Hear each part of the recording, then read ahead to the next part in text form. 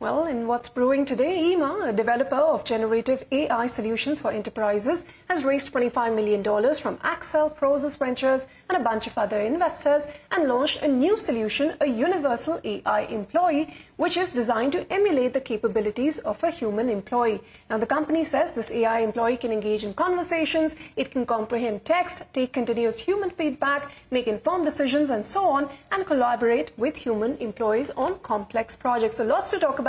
Without any ado, let me invite Surojit Chatterjee, the founder and CEO of the company. Surojit, thanks very much for your time here and welcome to CNBC-TV18. We appreciate you joining very, very early from, from the States. The company is now a year old. You've already raised $25 million. But before we get to the funding, briefly tell us about what solutions you're building at the company before we get to, how you're deploying the money.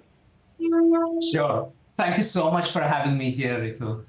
Look, our goal at EMA is to build AI employees who can actually take on a lot of the mundane tasks that human employees perform and free them up to do more strategic and more valuable work at the enterprise. So today, EMA has taken roles such as customer service, data scientist, sales assistant, which are more kind of standard roles, but also specialized roles like pharmacist assistant to help faster decision-making on pre-authorizations, or a compliance assistant, or a proposal manager assistant to help writing business proposals. We have been hired in multiple roles and often performing at or above human performance in those roles. Enterprises like Envoy Global, TrueLayer, MoneyView, all have onboarded EMA's personas. And instead of building their own GenAI applications, they have seen considerably faster time to value with EMA. Okay. We'll get to more about the clients you're selling the product to later, but this $25 million that EMA has raised, how are you utilizing it? Because, you're a very young company. Will most of it be spent in your go-to-market function, expansion of the team, or how will you deploy it? Most of the money will go into R&D. We are a deep tech company, and what we are building is very new, is often uncharted territory. So a lot of it will go into R&D, and the rest of the money will go into marketing and sales as well. Okay. Tell us more about this interesting product you've got, the Universal AI Employee. What can this do for enterprises, and how is the response from some of the clients you are listing out? How has the response to the product been so far? Yeah, we have been overwhelmed with demand so far. The way EMA works is, as you actually mentioned, EMA can seamlessly collaborate with humans, can take human feedback, can take on a complex task, can break it down into smaller tasks, can create workflows, and can execute on those workflows.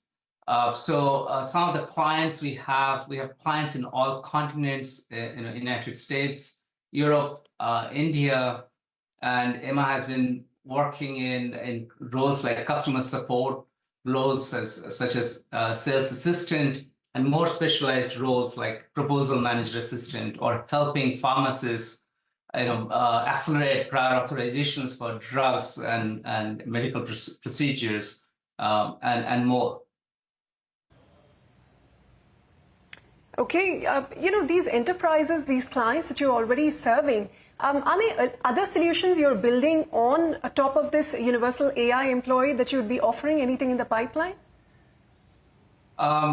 Our goal is to continue to build more personas, what we call personas, these AI employees, to address different types of needs in the enterprise.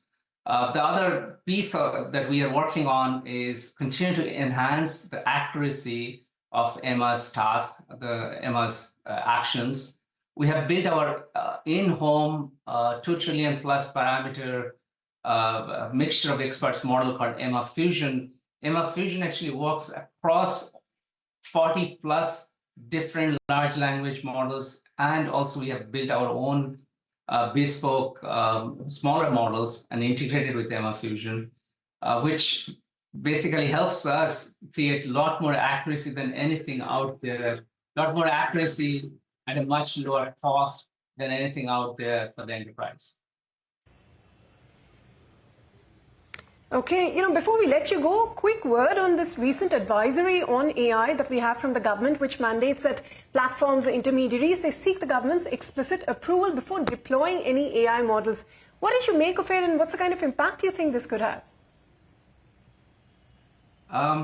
Look, it's still early days on that advisory, and we are talking to the Indian government, engaging conversations to fully understand the impact.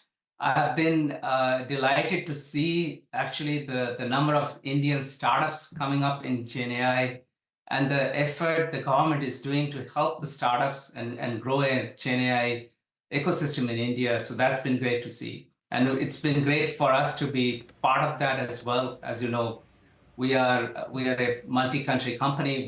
We have a company a division in India, in Bangalore, as well as in Silicon Valley.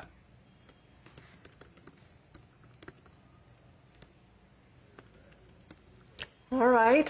Thank you very much for sharing your thoughts. That's all the time we have, Surojit, but we wish you the very best with this product and look forward to speaking to you again. Thank you so much.